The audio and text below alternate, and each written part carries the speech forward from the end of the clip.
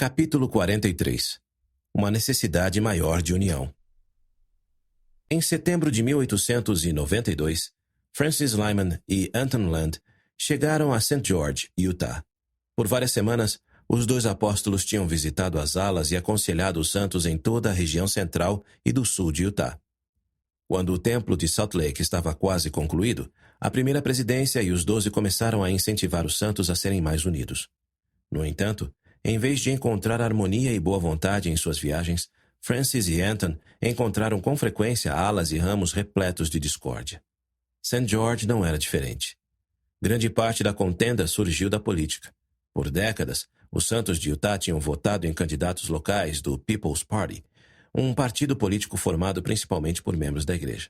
Mas, em 1891, os líderes da igreja dissolveram o People's Party e incentivaram os santos a se unirem aos democratas ou aos republicanos, os dois partidos que dominavam a política dos Estados Unidos. Os líderes esperavam que uma diversidade política maior entre os santos pudesse aumentar sua influência nas eleições locais e em Washington, D.C. Também acreditavam que a diversidade ajudaria a igreja a alcançar metas como a condição de Estado para Utah e a anistia geral dos santos que contraíram casamentos plurais antes do manifesto. Mas agora, pela primeira vez, os santos estavam envolvidos em contendas inflamadas uns contra os outros em relação a diferentes opiniões políticas. O conflito afligia Wilford Woodruff, e ele exortara aos santos na Conferência Geral de abril de 1892 a que encerrassem suas brigas. Todos os homens, profetas, apóstolos, santos e pecadores, têm tanto direito às suas convicções políticas quanto em relação às suas opiniões religiosas, declarou Wilford. Não façam alegações depreciativas ou maliciosas, nem declarações falsas uns contra os outros devido a qualquer diferença de opinião em assuntos políticos. Esse espírito vai nos levar à ruína, advertiu ele. Em St. George, como em outros lugares, a maioria dos santos acreditava que deveria se filiar ao Partido Democrata, uma vez que o Partido Republicano fora aquele que, em geral, liderara os esforços anti-poligamia contra a igreja.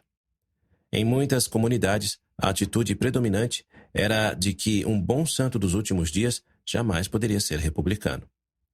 Wilford Woodruff e outros líderes da igreja questionavam essa postura, especialmente porque os Estados Unidos estavam sendo governados na época por uma administração republicana. Quando Anton e Francis se inteiraram melhor da situação em St. George, quiseram ajudar os santos a entender que eles poderiam diferir politicamente sem criar inimizades ou divisão dentro da igreja. Durante uma reunião do sacerdócio realizada à tarde, Francis lembrou aos homens que a igreja precisava de membros nos dois partidos políticos. Não queremos que ninguém que seja democrata mude, tranquilizou-os ele. Mas disse que os santos que não tivessem fortes vínculos com o Partido Democrata deveriam cogitar a possibilidade de se filiarem aos republicanos. Há bem menos diferença entre os dois partidos do que a princípio se imaginava, observou ele. Francis, então, expressou seu amor a todos os santos, fossem quais fossem seus pontos de vista políticos. Não devemos permitir que haja qualquer amargura em nosso coração uns contra os outros, salientou ele. 2 dias depois, Francis e Anton foram ao templo de St. George. Auxiliaram nos batismos, nas investiduras e em outras ordenanças. Um espírito edificante prevalecia no edifício. Era o tipo de espírito que os santos precisavam ter ao se prepararem para dedicar outro templo ao Senhor. Em Salt Lake City, carpinteiros, eletricistas e outros hábeis artesãos estavam trabalhando rapidamente para garantir que o interior do templo de Salt Lake estivesse pronto para a dedicação em abril de 1893. Em 8 de setembro, a primeira presidência visitou o edifício com o arquiteto Joseph Don Carlos Young e outros. Ao caminharem de sala em sala inspecionando o trabalho em andamento, os membros da presidência ficaram satisfeitos com o que viram. Tudo está sendo feito em estilo muito refinado, comentou George Buchanan em seu diário. George ficou particularmente impressionado com os recursos modernos do templo. É surpreendente ver as mudanças que ocorreram graças ao que foi inventado desde que a primeira planta do templo foi projetada, escreveu ele. Truman Angell, o arquiteto original do templo, planejara aquecer e iluminar o templo com fogões e velas. Agora, as novas tecnologias permitiam que os santos instalassem luzes elétricas e um sistema de aquecimento movido a vapor por todo o edifício. Os trabalhadores também estavam instalando 2 elevadores para ajudar os usuários a se moverem facilmente de um andar para outro. Contudo, os fundos para a construção estavam esgotados, e algumas pessoas duvidavam que a igreja tivesse recursos para concluir o templo nos 6 meses antes da dedicação. A partir de 1890, a primeira presidência investira muito em uma fábrica de beterrabas ao sul de Salt Lake City, na esperança de criar um meio de levantar fundos para os fazendeiros locais e gerar novos empregos para as pessoas que, de outra maneira, poderiam se mudar de Utah em busca de melhores oportunidades de trabalho caso o empreendimento não desse certo. Aquele investimento, com a perda das propriedades da igreja confiscadas pelo governo federal, deixou os líderes da igreja carentes de recursos valiosos que eles poderiam ter usado para terminar o templo. As sociedades de socorro, as associações de melhoramentos mútuos, as primárias e as escolas dominicais procuraram aliviar o ônus financeiro coletando doações para o fundo do templo. Contudo, mais providências precisavam ser tomadas.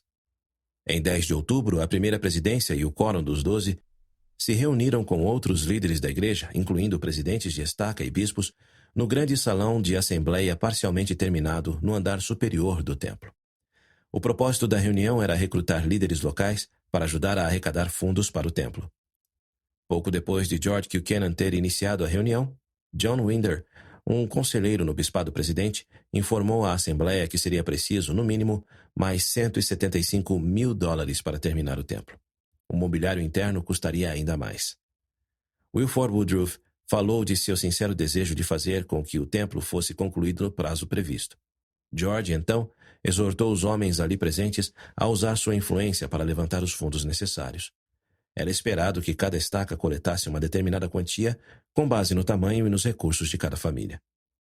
Os homens ali presentes sentiram fortemente o espírito e concordaram em ajudar. Um homem, John R. Murdoch, recomendou que todos os presentes falassem o quanto estavam pessoalmente dispostos a doar ao templo. Um por um, os líderes da igreja se comprometeram generosamente, prometendo fazer uma contribuição total de mais de $50 mil. Antes do término da reunião, George disse: "Nunca houve uma época desde que a igreja foi organizada, em minha opinião, em que houvesse uma necessidade maior de união na igreja do que agora." Ele testificou que a primeira presidência estava unida e que constantemente procurava conhecer a mente e a vontade do Senhor sobre como dirigir a igreja.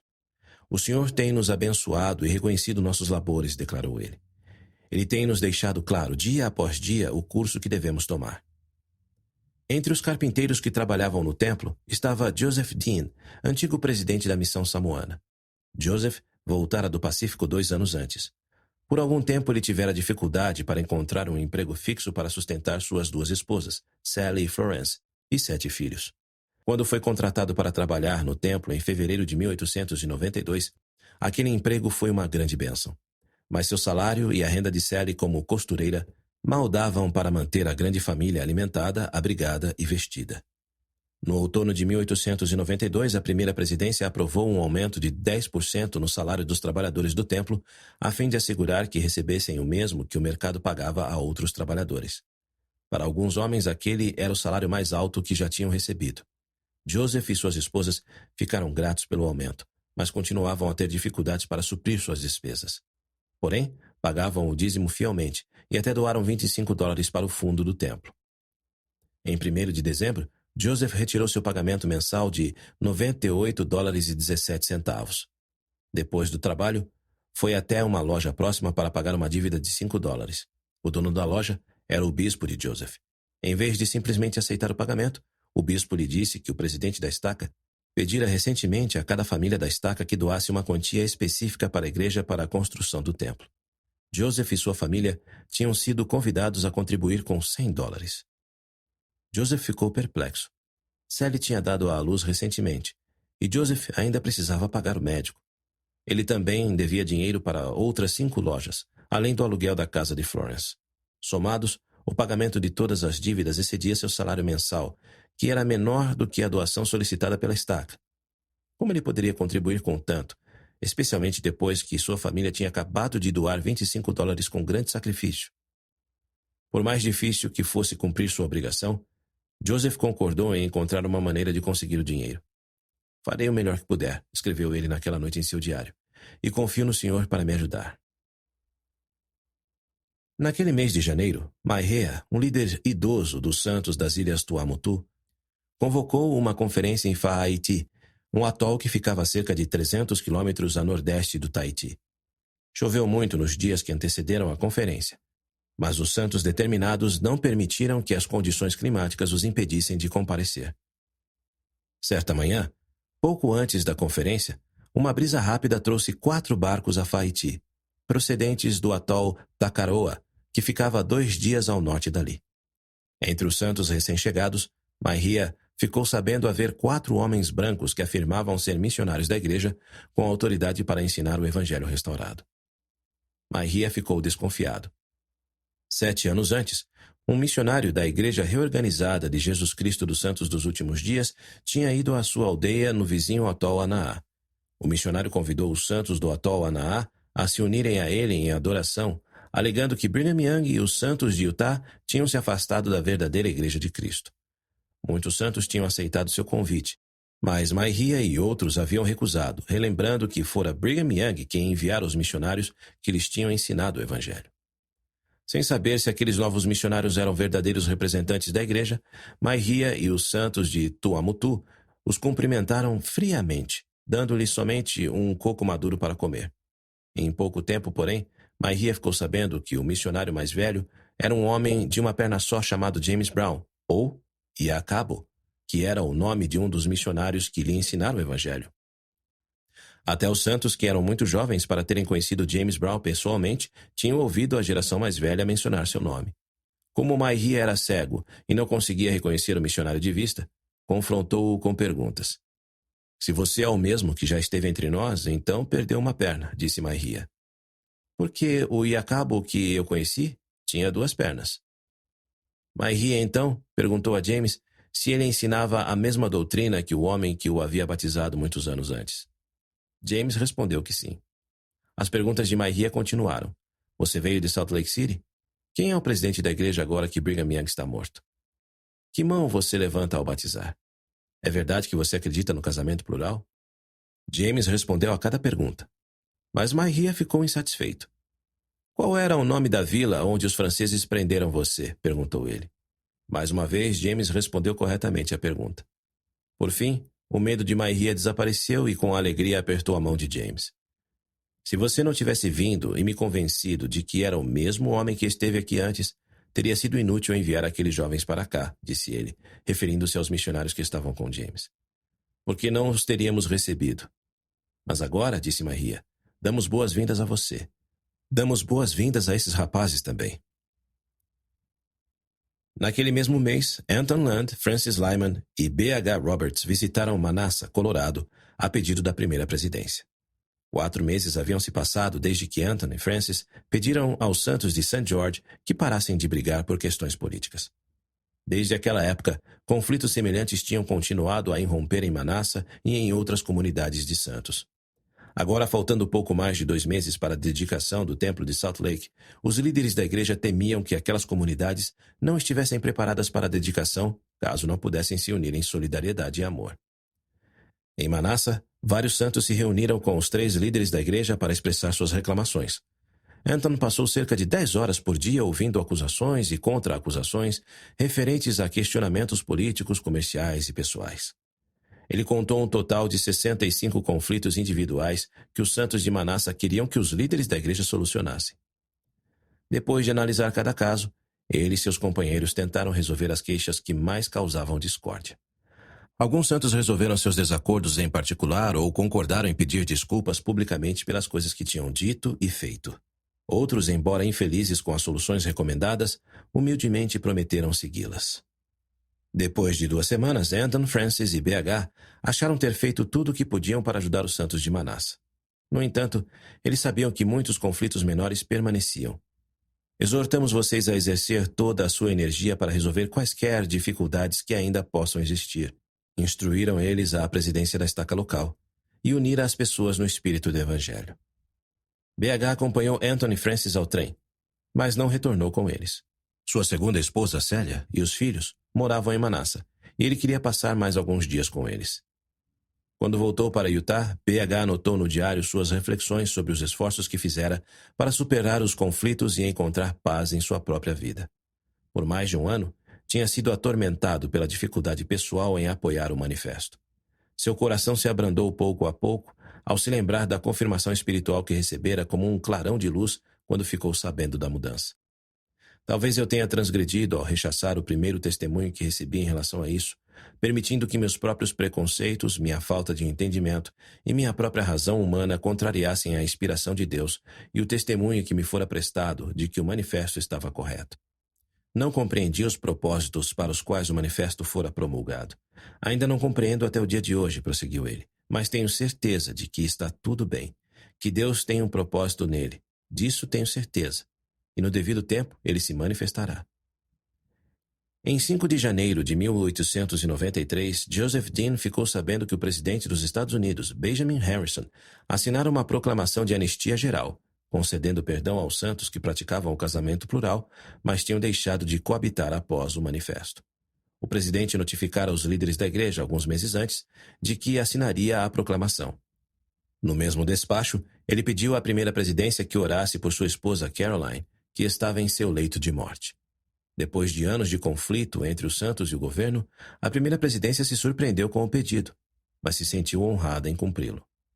Para Joseph, a proclamação da anistia teve pouco impacto, já que ele não abandonara sua família plural depois do manifesto. Mas o Deseret News e outros jornais de Utah reconheceram a importância simbólica da proclamação, publicando artigos que exortavam os santos a serem gratos ao presidente Harrison por promulgá-la de boa fé. Enquanto isso, Joseph e outros trabalhadores haviam estendido em 2 horas o turno de trabalho para conseguirem concluir o templo de Salt Lake até 6 de abril. A primeira presidência visitava o local da construção regularmente, verificando detalhes e incentivando os trabalhadores em seus esforços. Joseph, por sua vez, estava determinado a fazer o melhor possível para construir o templo e cumprir sua promessa de doar $100 para o término da obra. Em fevereiro, o apóstolo John W. Taylor cancelou os juros no valor de $100 de um empréstimo que ele fizera a Joseph, e Joseph imediatamente viu aquilo como uma bênção. Acho que o senhor me reembolsou, escreveu ele em seu diário. Em meados de março, Joseph doou $75 para a construção do templo e esperava pagar os $25 restantes em abril, pouco antes do término da construção do templo. Além disso, ele levou 2 de seus filhos para ver o interior do templo. No batistério, mostrou-lhes uma grande fonte que repousava nas costas de 12 bois de ferro fundido. Uma visão que assustou o filho de 5 anos, Jasper, que achou que os animais eram reais. Em uma sala de investidura, no subsolo do templo, artistas estavam pintando belos murais representando o Jardim do Éden, com cachoeiras, prados gramados e colinas onduladas. Uma escadaria subia dessa sala, levando a outra sala de investiduras, onde outros murais de desertos, penhascos escarpados, animais ferozes e nuvens negras retratavam a vida após a queda. Antes de começar os murais, a maioria dos artistas que ali trabalhava foi designada pela primeira presidência e recebeu treinamento de primeira classe com professores de arte em Paris. Perto do final de março de 1893, o bispo John Winder reuniu os trabalhadores e os exortou a resolver quaisquer queixas ou sentimentos negativos que houvesse entre eles. O templo precisava estar fisicamente pronto para a dedicação, mas os trabalhadores também precisavam estar espiritualmente preparados. Para ajudar todos os santos a se reconciliarem com Deus e uns com os outros, a primeira presidência conclamou um jejum especial de toda a igreja que deveria acontecer 12 dias antes da dedicação. Antes de entrarem no templo para se apresentarem perante o Senhor em assembleia solene, escreveram eles em uma carta a todos os membros da igreja: vamos nos desfazer de todos os sentimentos rudes e indelicados que tivermos uns contra os outros. No dia do jejum, um sábado, Sally e Florence Dean se reuniram com outros santos para cantar, discursar e orar. Mas Joseph não pôde estar com elas. Havia muito trabalho a ser feito no templo, e ele e seus companheiros de trabalho se empenharam o dia inteiro, jejuando o tempo todo. Nos dias que se seguiram, Joseph ajudou a instalar as tábuas do assoalho, enquanto as equipes de colocadores de tapetes e cortinas, pintores, douradores e eletricistas corriam para terminar as tarefas de última hora. Um comitê de homens e mulheres ornamentou então as salas com móveis elegantes e outras decorações. Entre os artigos à disposição do comitê estavam coberturas de seda para os altares e outros artesanatos doados por mulheres das alas de toda a cidade. Mais trabalho ainda precisaria ser feito depois da dedicação, mas Joseph tinha certeza de que o templo estaria pronto para abrir as portas no dia designado. As coisas estão indo muito bem até certo ponto, finalmente, escreveu ele. No dia do jejum de toda a igreja, Susan Gates recebeu uma carta de sua filha de 19 anos, Leah, procurando uma reconciliação. Nessa época, Susan morava em Provo, ao passo que Leah frequentava a faculdade em Salt Lake City. Mal suspeitava eu, escreveu Leah, que minha própria mãe querida seria a pessoa cujo perdão eu devo implorar pelos sentimentos e pelas queixas passadas. No início daquela semana, Susan tinha discutido com Leah sobre o pai de Leah, Alma Dunford. Anos antes, Susan se divorciara de Alma quando não conseguia mais suportar seu alcoolismo e maus tratos. Mas Alma ficara com a custódia de Leah e ela crescera com a família do pai, longe de Susan. Alma se casou novamente e teve mais filhos. Embora continuasse a ter dificuldades em cumprir a palavra de sabedoria, Alma se tornara um marido e pai bondoso. Cuidou bem de sua família e criou os filhos na igreja. Leah o amava e tinha uma visão dele diferente do que a da mãe dela. Você conhece meus sentimentos e não posso deixar de compartilhá-los, disse Leah a Susan. Amo minha mãe mais do que posso expressar, mas também amo meu pai. Ainda assim, depois da discussão, Leah sentiu que precisava pedir desculpas. Sinto-me humilde e verdadeiramente arrependida e imploro que me perdoe e esqueça, escreveu ela. Quando Susan leu a carta, lamentou que sua filha estivesse tomada de remorso. O pai de Susan, Brigham Young, aconselhara a sempre colocar a família em primeiro lugar, prometendo que todas as coisas grandiosas que ela realizasse depois aumentariam sua glória. Desde aquela época, Susan tivera sucesso dentro e fora do lar. Aos 37 anos de idade, ela tinha um casamento cheio de amor, 6 filhos vivos e outro a caminho, e o reconhecimento como uma das escritoras mais talentosas e prolíficas da igreja. Mas, com todo o seu sucesso, Susan ainda às vezes sentia que estava aquém de suas grandiosas expectativas do que seria uma mãe ideal. Seu relacionamento com Leah tinha sido particularmente difícil. Por muitos anos depois do divórcio, elas não puderam interagir pessoalmente. Quando Leah tinha 15 anos de idade, no entanto, Susan organizou uma reunião na Lion House, onde elas se abraçaram e choraram de alegria. Daquele momento em diante, Susan e Leah tinham desfrutado um relacionamento amoroso e carinhoso, e às vezes sentiam-se mais como irmãs do que mãe e filha. No sábado, 25 de março, Susan participou da reunião especial de jejum com os outros santos, em Provo. Leah nunca estava longe de seus pensamentos. Susan se deu conta de que o adversário faria tudo o que pudesse para romper os laços de amor que haviam se desenvolvido recentemente entre ela e sua filha mais velha, e ela não permitiria que isso acontecesse. Assim que pôde, respondeu à carta de Leah. Minha querida menina, escreveu ela, saiba que a cada dia que passa amo você cada vez mais. Por sua vez, pediu perdão a Leah e prometeu melhorar. Sei que estou longe de ser perfeita, admitiu ela. Talvez o maior aguilhão de suas palavras tenha sido, para mim, o fato de que, em certa medida, eu o merecesse. Por meio da oração e de um pequeno esforço de nossa parte, podemos aprender a deixar essas coisas de lado, escreveu ela. Dê-me um beijo e esqueçamos isso para sempre.